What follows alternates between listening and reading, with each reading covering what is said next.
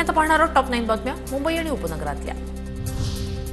मुंबई महापालिका आयुक्त भूषण गगराणी यांचा उद्याचा मुंबई महानगरपालिकेतील शेवटचा दिवस।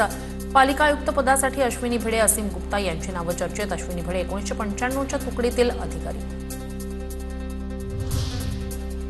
मिठी नदीतील गाळा काढण्याच्या कामांना सुरुवात। शहरातील नाले सफाईलाही वेग देण्याचे निर्देश। पावसाळ्यात पाणी साचू नये यासाठी पालिका प्रशासन सतर्क। मुंबईतील पालिका शाळांमध्ये एअर फिल्टर बसवण्याची मागणी। वाढते वायू प्रदूषणामुळे विद्यार्थ्यांच्या आरोग्याचा प्रश्न गंभीर। विद्यार्थ्यांना स्वच्छ हवा मिळावी, प्रदूषणाचा त्रास कमी व्हावा यासाठी ठाकरेंच्या शिवसेनेचे नगरसेवक अंकित प्रभू यांची मागणी। सर्व राज्य मंडळाच्या शाळांमध्ये 2 मे पासून विद्यार्थ्यांना उन्हाळी सुट्टी।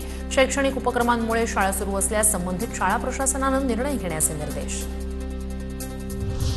नवी मुंबईच्या एपीएमसी मार्केटमध्ये आंब्याची आवक वाढली। आंब्याची आवक वाढल्यानं दरात घसरण। 2 ते 6 हजार रुपयांचा दर आंब्याच्या पेटीला।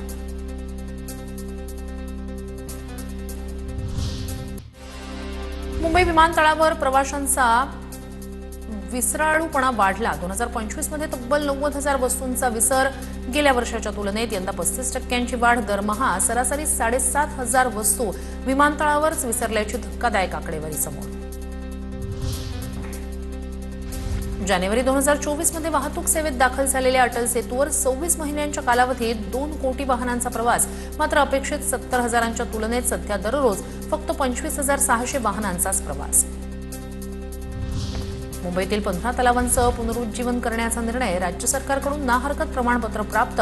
पालिकेकडून सल्लागार नियुक्ती प्रक्रिया सुरू। तलाव परिसरातील गाळ काढणं, स्वच्छता आणि सुशोभीकरण होणार।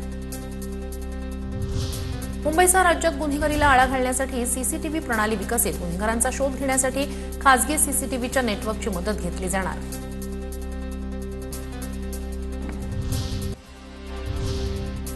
आणि आता पाहणार आहोत टॉप 9 बातम्या पुणे आणि जिल्ह्यातल्या। केंद्रीय निवडणूक आयोगाच्या आदेशानुसार पुणे जिल्ह्यात मतदार यादी फेर तपासणी काम सुरू। आतापर्यंत 25% काम पूर्ण। जिल्ह्यातील 91,59,000 मतदारांपैकी 22 लाख मतदारांची पडताळणी पूर्ण। शिष्यवृत्ती अर्ज पडताळणीत महाविद्यालयांकडून दिरंगाई। पुणे विद्यापीठाकडून महाविद्यालयांना सक्त सूचना।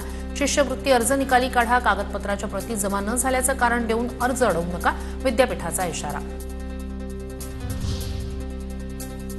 एमसीएच्या सीईटीसाठी आज परीक्षा। राज्यभरातून 55,567 विद्यार्थी परीक्षा देणार। 36 जिल्ह्यांमधील केंद्रांवर परीक्षा होणार।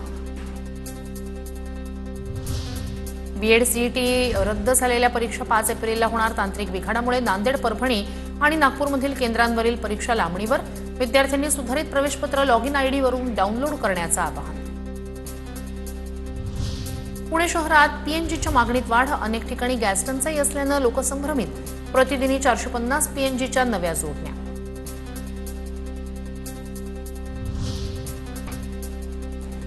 पुणे विमानतळावर सापडला 26 कोटींचा गांजा। थायलंडवरून आणलेल्या खाद्यपदार्थामध्ये आढळला गांजा। एका आरोपीला अटक। पुणे सातारा महामार्गावरील खेड शिवापूर टोलनाक्यावर प्रतिबंधित गुटख्यासह 37 लाखांचा मुद्देमाल जप्त। राजगड पोलीस, अन्न आणि औषध प्रशासन विभागाची कारवाई। आरोपी विरोधात गुन्हा दाखल।